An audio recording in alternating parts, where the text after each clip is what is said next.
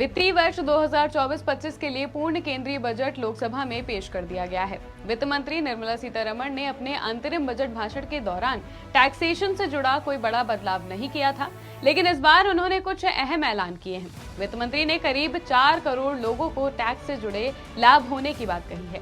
इस बार अपने बजट भाषण में वित्त मंत्री ने कहा कि सरकार करों को सरल बनाने, करदाता सेवाओं में सुधार करने और कर निश्चितता प्रदान करने और मुकदमेबाजी कम करने के प्रयासों को जारी रखेगी। 3 लाख रुपए तक कोई टैक्स नहीं, 3 से 7 लाख रुपए तक 5% टैक्स, 7 से 10 लाख रुपए तक 10% टैक्स, 10 से 12 लाख रुपए तक 15% टैक्स, 12 से 15 लाख रुपए तक 20% टैक्स, 15 लाख से अधिक तक 30% टैक्स। पुरानी टैक्स रिजीम में कोई परिवर्तन नहीं।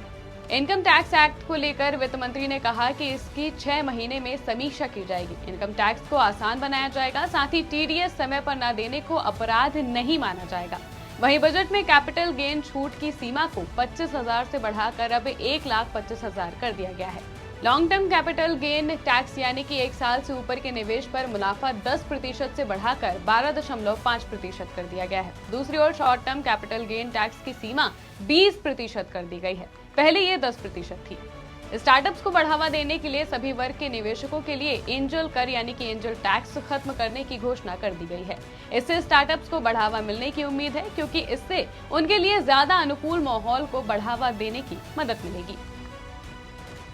चैरिटी के मामलों में होगी बस एक कर छूट व्यवस्था।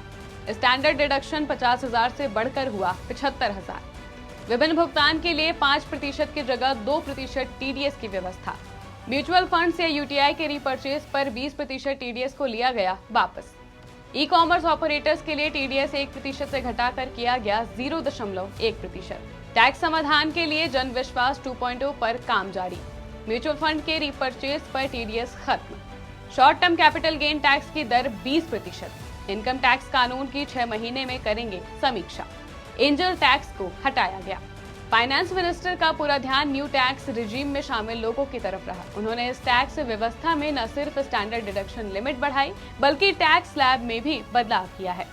लेकिन ओल्ड टैक्स रिजीम में शामिल लोगों को कोई राहत नहीं दी है। पुरानी टैक्स व्यवस्था में शामिल करोड़ों लोगों को बजट से निराशा ही हाथ लगी है। उन्हें कोई राहत नहीं दी गई है।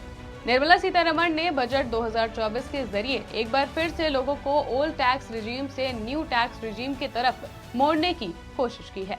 डेस्क रिपोर्ट, आज की खबर।